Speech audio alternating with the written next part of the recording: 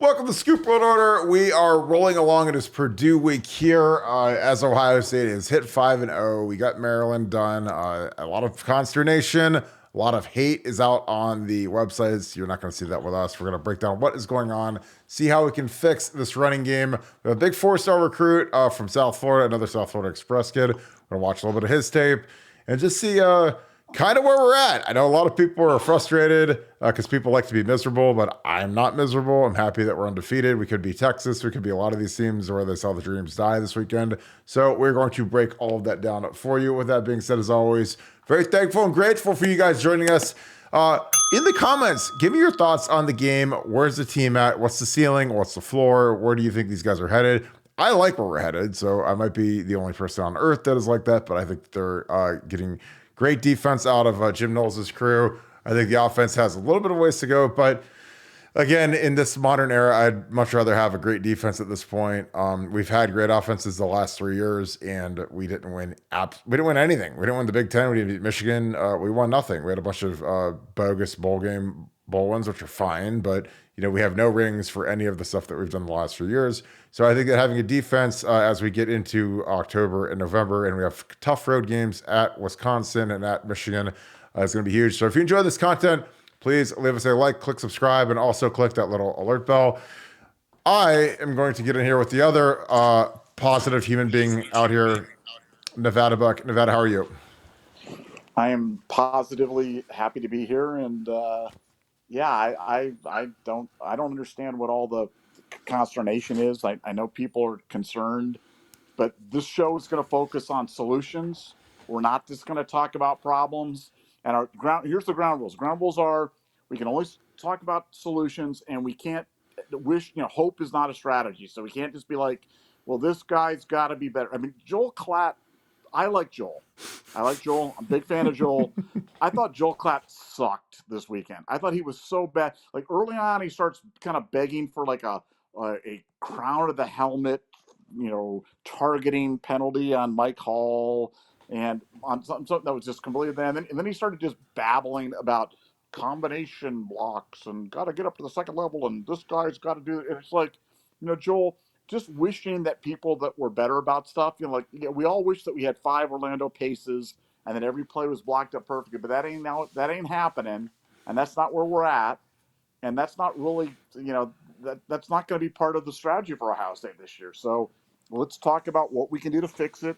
There are fixes that are readily available, and I'm super optimistic about the future for Ohio State. When you have a elite defense, and we have an elite defense this year, you're going to be in every ball game.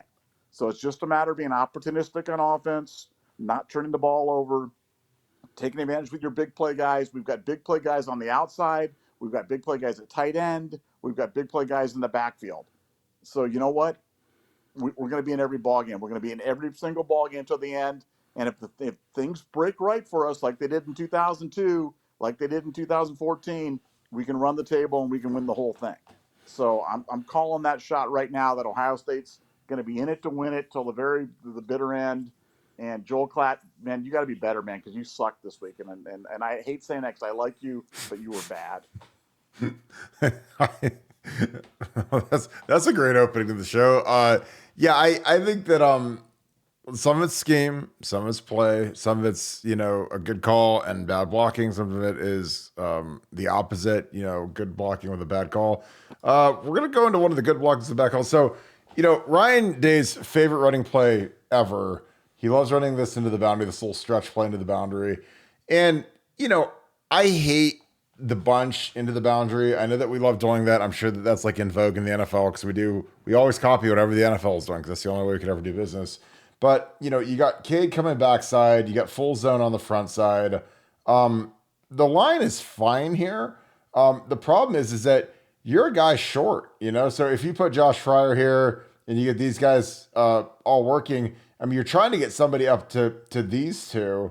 But, you've got 6 guys. You have 6 guys here. And I don't know if if he's late, I think Jimmy Simmons might be late, or they weren't expecting this front. Because the only thing I can think is that you're supposed to leave this guy for Cade, and you're supposed to just full zone up to try to get these two because there's no play in Ohio State's playbook that leaves the Mike linebacker completely unblocked. So I want to play it real quick. This is the Mike linebacker. He's right in the middle of the field, or excuse me, it's probably the Will. This is probably the Mike. This is probably the Sam. So Sam, Mike, Will. So we leave the Will linebacker completely unblocked here. And you see Cade comes backside. I think he's supposed to try to avoid this guy, but I don't think they're expecting this front. And so, everything else gets blocked up pretty good. Like you got a hat on a hat, hat on a hat, hat on a hat. Unfortunately, you have two hats on a guy that doesn't need any hats. And then you have the Will linebacker sitting right here. And, he makes the play with the corner. Julian misses his block. So again, our receivers, that's poor body position at the point of contact. He gets shed. But Julian, our receivers are not great blockers. Julian's probably our best blocker. But, like at the end of the day, the Will linebacker is screaming through here unblocked. So I don't know what you're supposed to do. Because the offensive line will get bagged on this. They'll say this was a run for a gain of 1, or I don't know if you got 1 yard or, maybe got a yard. And, the O-line is going to get bagged on this. But the O-line, like outside of, this backside is okay. Now, again, you have to put these guys in positions where they can actually make blocks that are like makeable. I know that's probably not a word, but it's like you have to be able to put these guys in positions where they can actually get to these linebackers. Because I don't know, again, if you're gonna have Josh take him out here and you're combinationing here, and then you got your center and your right guard working here, and then you got your left guard trying to get down here. I don't know how Jimmy Simmons is supposed to get down in and dig out this guy's almost head up, maybe outside shade, inside shade of the left guard. I don't know how either of those guys is supposed to work up to here. So again, the angles suck on this play. And again, you leave a guy scot-free. And again, that's scheme. You got to put guys in positions where they can be successful. And another thing is like, you guys, we get an away game this week, so you guys are all going to be watching on the lovely Peacock. Watch our receiver stances, because I just think Marvin, and I love Marvin. I think he's one of the greatest kids ever. His dad is an NFL guy. But Marvin, when he's ultra relaxed in his stance, it's a run every single time. So eventually, somebody with a brain is going to say, hey, Marvin, can you load your stance up a little bit and at least attempt to look like you're coming off the ball to run a pass route? Because when he's like standing up, like he looks like he's standing in line to board a Southwest Airlines flight right here. And he's like A60 and he's mad about it. So he's just standing straight upright with no pressure on his front foot. And, I don't know. Like, I mean, the coaches are good and these guys scout us up well, and they can see tells. And when you see tells like that, it really helps fire off and just totally neglect covering a guy like Marvin. And of course, we got a false start on that play too. So it was actually a -5. So not only did we lose the yard, we also got a false start on it. But your thoughts on that play, Nevada, just as we get into some of these. Well, again, design. I understand the idea of bringing Cade Stover to the backside, but we rarely have ever bootleg off of that or run any action back that way. And when we do, it's it usually pops wide open because we've been so predictable with that. But that one, we're just a guy short, and when we run to the boundary, those linebackers know they all just run as fast as they can to the spot because they know where the play's going. And you know what? 80-90% of the time, they're right. And so I don't care who you are. When you've got a guy screaming across your face, from playing right tackle. If a guy's screaming across your face, there's not a lot you can do. You're sort of grabbing him and pull him down to the ground or something like that. And that's an example of what I would say is that's a loser play. That's a play that we're gonna get mad at the running back. We're gonna get mad at the Joel Klatt in his infinite wisdom was out talking about combination blocks where the guy's supposed to the right. Fryer's supposed to go out to get the one guy and then release and then get out and get the Will linebacker. And it's just like, well, then what happens to the first guy? The first guy is just going to release and get. I mean, it's a mess of a play. And so for my solution on this, if I'm Ohio State, I am playing to my strengths. Our strength is that we have an abundance of quality wide receivers. We have a speed merchant tailback in Trey Anderson, and we have a terrific pass catching tight end in Cade Stover. And I would make that my base formation. I would be going 3 wide, 4 wide with 1 offset back, and spread them out. And instead of running these bunch formations where we're bringing guys in and we're bringing in wide receivers and extra tight ends to block, I'd be spreading them out and making them make a decision on how they're going to cover us. Are they going to man up on the outside? Are they going to play zone? Are they going to play off? Are they going to just play with one linebacker in the box and Trey's got one guy to beat? That's what I would do. To me, that is a big step towards the solution to what Ohio State needs to do. We don't need to prove how tough we are by lining up with two tight ends with an extra thing with a fullback, and we don't need to do that. We spread them out to run. Doesn't even matter if we're pass first. Let's embrace who we are, what our identity is, what we're good at, what we're proficient at, and let's go with that. That's Nevadabuck's solution to the running game. Yeah, I found another one. So, it's 1st and 10, second quarter. Where are we running the ball? Of course, into the boundary where we run it every single time we have it. Marvin is in the weekend at Bernie's stance where he's standing straight up, no pressure on the front leg. So, anyone with a brain is screaming out run. Here we run a little counter here, tackle guard pull. G. Scott just is not, he's not a great blocker. I mean, again, I know that he's a nice guy, whatever, highly rated guy coming in. You'd think he'd be a receiving tight end, but they're trying to make him into a blocker, and he just whiffs here. So he's right at the top of the screen. One-on-one block versus a corner. I mean, if G's 230-ish, he should whip a corner that probably weighs a $195. But he's too quick for him. So that eats up a blocker. It eats up Matt Jones here. He's the kick guy. So he's responsible for they're both coming up in this gap if we can get this corner blocked. And if we get the corner blocked, I mean, we actually got to play, but we don't. So since we don't, the corner's there to slow down the running back, and then these guys all rally to the ball. And, again, like if you don't eat up a puller and have all that congestion with the corner, this has a shot. But again, I hate having two tight ends into the boundary because, again, Ryan loves it. That's his favorite formation, tight end wing into the boundary. And it just brings more attention, brings more guys over here. I'd rather you put him over here or somewhere and clear this out and shift these guys over a little bit so you have a little bit more room to operate. Because if you do that, you might have a shot. Get that corner out of there or get these guys rolled back over to respect a third guy over here. But again, like the play is dead before it starts because this block is so poor at the point of attack. Again, it takes two blockers to block a 185-pound corner.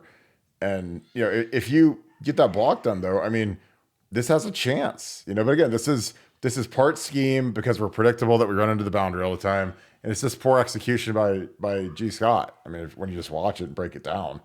Because if Josh and Matt can get up in the hole, there's a chance to make some yardage. I mean, we make like 2 yards here, but I don't know. Like I'd rather spread these guys out, clear the field out, clear the box out.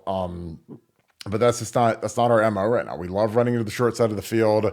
Again, I think that these guys are tipping what's going on with their stances. I've said that over and over again. I don't think anybody hears that, but it's fairly obvious when we're running. And again, chart it. If you guys want to sit there, watch the game on Saturday, count how many times, look at the receivers, look at their stances, see if they're tipping the running plays. Nevada, what other things would you do? Because me and you are both advocates of the spreading it out, making it more difficult, making it a clearer box, more congestion. Obviously, with Kyle McCord, they're never going to run him ever. They're never going to quarterback sneak with him ever. But what are some things that you would want to see in short yardage in the running game? We talked about the 06 game where we went and completely shock and awed Michigan and did the 5 wide deal, which when we installed that, I thought that Jim Bowman and Jim Tressel were crazy, but they were actually geniuses because it worked out great. Michigan couldn't disguise their blitzes, which is their calling card, and we'd never shown that. I mean, so two guys that were always maligned for their offensive ideology, I guess you could say, came up with one of the most masterful game plans in history. But what are some things you'd like to see Ryan Day experiment with? Well, I mean, you watch like the San Francisco 49ers game last night, and you see what they do with Purdy in terms of rolling him out, giving him the bootleg action in short yardage. When they do use the fullback, the fullback comes out, bluffs the block, and then releases into the flat, and they throw the ball. I mean, just make the game easier. I just think that it's about doing offense the easy way or doing it the hard way. And I think right now we're just doing it the hardest way possible. Everything's got to be perfect. Everything's got to be blocked up perfectly. Guys got to execute perfectly. And I just don't think offense needs to be that difficult. I think we're making it more difficult than it needs to be. And I use the '06 game just as an example of where you have the two most conservative coaches maybe in the history of Ohio State football. You're short of Woody Hayes. I mean, Jim Tressel and Jim Bowman were not known as this wasn't Curly Lambeau and inventing the forward pass or something like that. These guys were the covered wagon offense. And in the biggest game in Ohio State history, they schemed up 4 and 5 wide for a great Michigan defense. And we didn't run it the whole game, but we ran it a bunch and ran it very effectively and put 42 points on the board. And so the point is, Ryan Day does not need to be a slave to his previous utilization of the offense or his idiosyncrasies. He can change. He's a great offensive mind.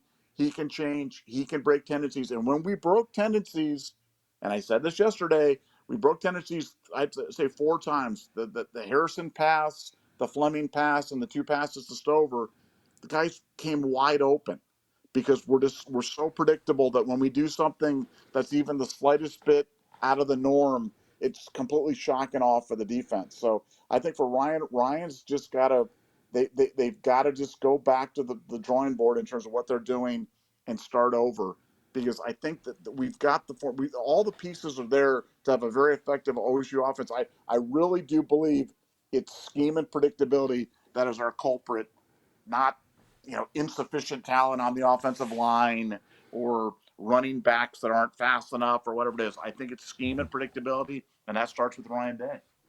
Yeah, and I think that when you see, I'm going to break down this jet sweep. So here we got 2 backs. So we got Chip, we got Mayan in. So Mayan's 3, we got 19 in, Chip. They run this jet sweep. And again, I think that this is a hard play to run down here, especially with a guy like Mayan, who frankly doesn't play anymore. He's basically kind of a non-factor on the team. Played a little bit this week, but he's been in the doghouse all season. So it's clear Trey, Chip are the clear 1-2.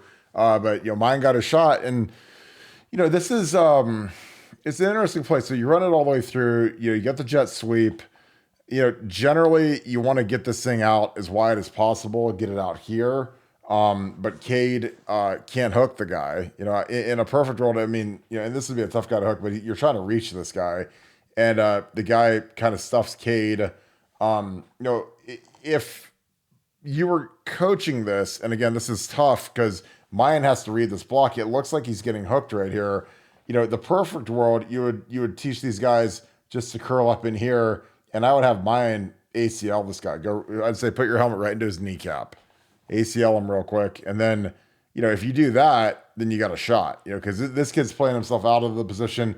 I just don't know how Mayan thinks he can get around these 2 guys that are running right into the sideline and make any sort of block that'll make any sort of, meaningful impact on the play. Whereas if he turns up in here, he can go wax this guy, ACL him, and then you have Chip head right into the end zone. I mean, it would basically be Chip versus this guy who's running sideways. And if Chip gets ahead of steam on this play and you eliminate this guy, you say, hey, Mayan, if it's this read, if it's Cade, and if Cade can't get this guy hooked on the second step right here, like right here, if it looks like this, just cut it right in there. Because Chip can do it. He puts his foot in the ground and go truck a guy. But instead, this guy comes underneath the middle linebacker.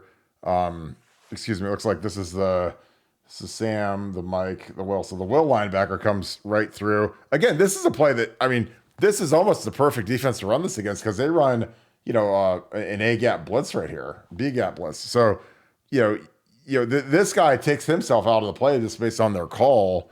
And, but again, you're a guy short, so, you could blame that on the O-line, but I don't know how. Like, I mean, there's nobody to block that guy. They block all the guys they're supposed to, and that Will, he comes running through, but I don't know.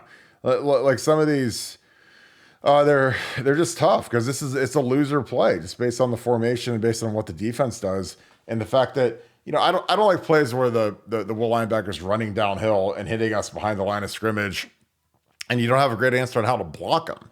I mean, again, Mayan, you're thinking on this jet sweep, it's going to be coming out here to the edge and race to the pylon. But I think the coaching point is if these guys look like they're turned and Cade can't get him hooked, and you see this, like you got to just go. I mean, you got to pick a lane and go. And it's hard if you don't tell Mayan to take that guy because otherwise, I mean, what's Chip supposed to do? And again, I don't know what the O-line's supposed to do because they've got the carnage all handled in there. They got all their guys handled.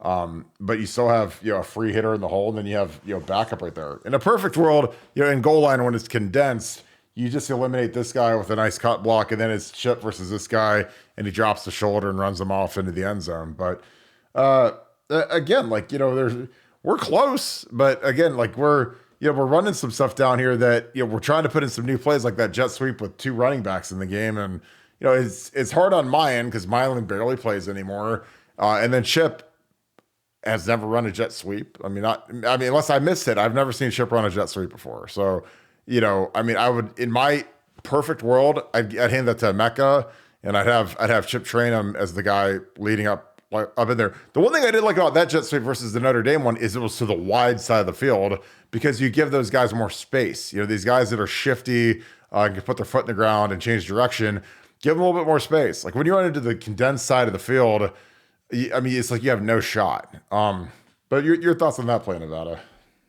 Well, again, I'm looking at the variations off of that where, the McCord keeps it and comes out the other side. And, and then he's got an RPO option. He either runs it into the end zone or he's got Marvin on a one-on-one coverage over there, make that guy make a decision in terms of what he's going to do. But I mean, that's the kind of stuff that stresses the defense. Right now, we don't stress the defense to the backside. When we flow left, the play's going left. So everybody can tee off. That Will linebacker can just start sprinting to that side because there's no constraint. There's nothing coming back. And that's the problem with our offense right now. And when we start running that constraint, that's going to slow guys down. That'll start to, you go back to that same play and you see McCord. If McCord comes out the other side, when he's got a guy coming flat down the backside, you tell me he's not athletic enough to get around the corner on that guy? Like that's the kind of stuff that we need to do.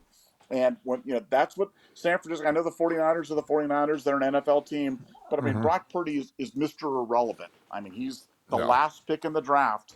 And now they've got him running like the NFL MVP because they put him in good spots and they make offense easy. And that's what we need to do. Yeah, I totally agree. I will, this isn't just all, bag on the ring. I love this play. This is a play, you motion in Cade. Again, you start off, you give it this 3 wide look. You put Marvin down here. Again, don't ever take Marvin off the field, ever. Unless he needs to get a little drink of Gatorade. Like, don't ever take him off the field. Because, again, when he's down here, you got to respect him running a fade. This guy's got to at least have some sort of cognizance of him running a slant. But I love this play because wide side of the field, we have really fast running backs and Trey and Chip. You motion Cade in here to crack, and it brings the man coverage guy in. So when you do that at the snap of the ball, I mean, if you can get anything on this guy's shifting in with Cade, crack, toss. I mean, really, this is a play where the offensive line literally doesn't block anybody. They don't have to block anybody because of the scheme. This is excellent scheme. So you watch this. Scheme. O-line doesn't block anybody. Chip, race to the pylon. Boom. Like, I love that kind of stuff. That's easy money. That's free money. You don't go broke taking a profit. Like, again, the O-line, none of these guys have to block anybody.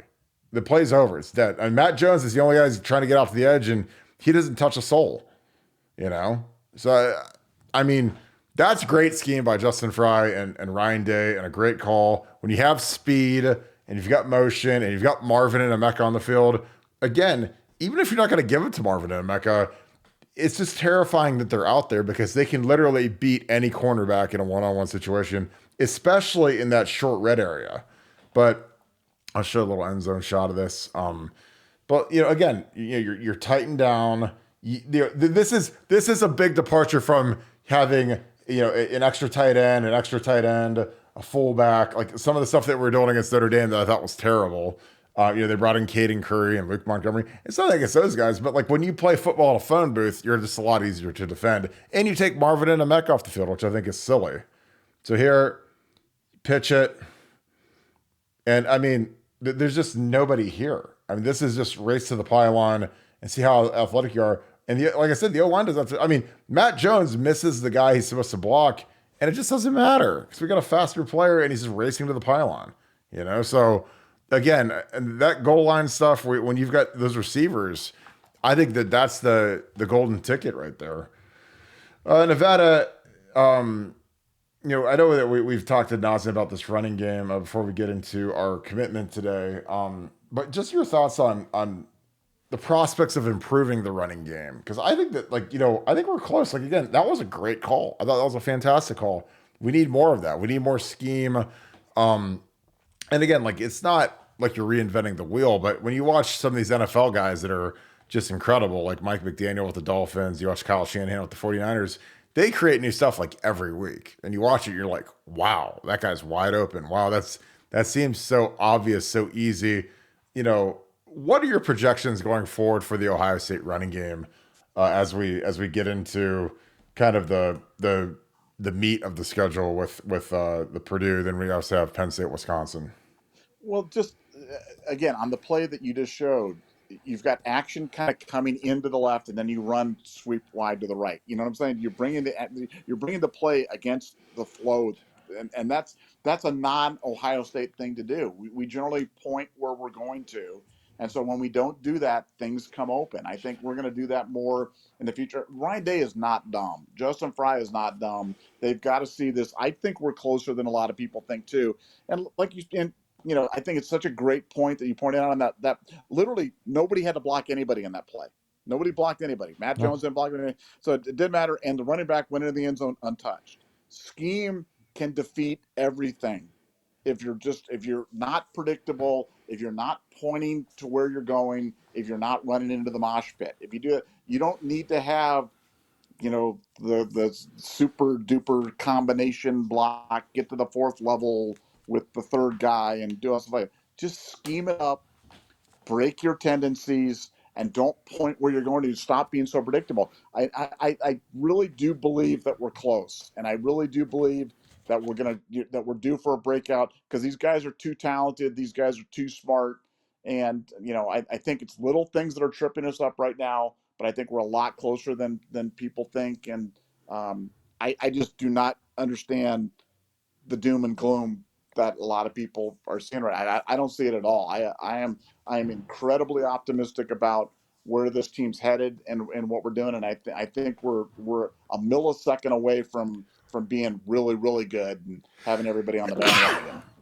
Excuse Bless me. you. No, I totally agree. So we're gonna get to Javon Boggs. So Javon Boggs is a kid that committed kind of out of the blue today. South Florida Express kid, another one of them. Number one receiver in Florida for the class of 2025, 6'1", 190 out of Cocoa, Florida.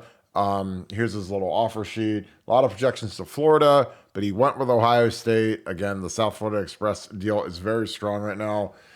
Nevada, there's always some skeptics when you get kids that are from South Florida that commit year and a half before signing day. But the SFE kids have stuck pretty good. A lot of these kids, they like to take visits because they get paid to take visits illegally now, so they can do this. But he's a deep threat. He's a guy that can run. I think that Brian Hartline, Brett Getz, SFE pipeline is really strong right now. I think that guys like Ennis and Tate, they come here, they love it. JJ Smith is coming here, he loves it. Cedric Hawkins is here, he loves it. So guys aren't as scared to leave South Florida and come up to Ohio. Columbus is actually a great city. It's not a bunch of pig farms and cornfields like some people lead it to believe. It's not Iowa, it's not Nebraska. A lot to do in Columbus. I think a lot of these kids that come up here are shocked, frankly, when they visit, that it is a metropolis and it's not some little dinky cow town. But your thoughts on this kid, the SFE pipeline? How excited are you about this kid? I'm super excited. I mean, I've been hearing about him. I mean, he's just been exploding. And wait till you see his ratings go up. I'm telling you, this kid's a potential, future 5-star by the rating services right now. Some have him at 3, some have him at 4, but he is just tearing up the competition right now. I mean, 10, 11 catches a game, 200 yards. I mean, he's just doing it all right now. Can't be covered. Going up against Division I cornerbacks, future cornerbacks, and just turning them around. So super excited about this kid, and I think Ohio State's got an absolute gem on this one, and I know they're excited, and again, you're always worried about kids sticking, but like you said, the SFE kids have been good, and there's no reason to believe he's not going to stick and be there in 2025. Yeah, and you see him playing, one of the best programs, if not the best program in the entire country, St. Thomas Aquinas. This is interesting. So, obviously he scores a touchdown here, but you look at the scoreboard, and obviously, Coco, they're not on the same level as STA. So it's 42-7, 27 seconds left to go in the game.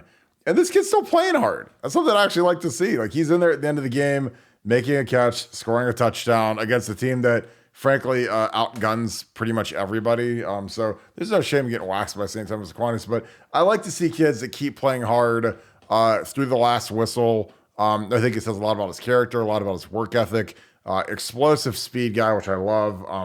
Again, I think speed, you're seeing it in the NFL with the Dolphins. I mean, if you can just stack speed on top of speed, you're really hard to defend. I mean, they're going to be a factor going forward just because they have guys like Tyreek Hill, Jalen Waddle, Devon A-Chain, guys that are all 4-3 guys that can really open it up. And that's what this guy is. He's a burner.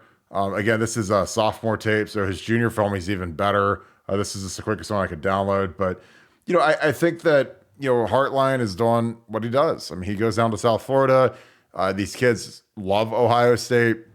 They see it as like a bullet train to the NFL, essentially. If you do the right things, in 3 years, you'll be getting paid first round money. They see, Brian Hartline is at the draft as much as, Roger Goodell at this point. I mean, he's there every year, and he's always got 1 or 2 guys with him. He'll be back there again this year with Emeka and Marvin, and that's the greatest commercial in the world when you're a guy like Brian Hartline. It's like, hey, make sure you watch the draft. It's in Green Bay this year. I'm going to be there with 2 more of my first round picks, and we'll be in the green room sitting there in my little suit and having a high old time. So, again, I think it's fantastic. I love keeping this pipeline flowing and strong because South Florida Express produces not just ultra talented players, but kids that they're used to pressure, they're used to tough coaching. That 7-on-7 scene it's brutal. There's a lot of pressure on those kids, man. They go to these tournaments and they're playing the Immortals and some of these big time 7-on-7 outfits. I mean, you're out there, butt naked in front of everybody, man, because they're running all man coverage across the board. It's like running cover 0 on every play. And,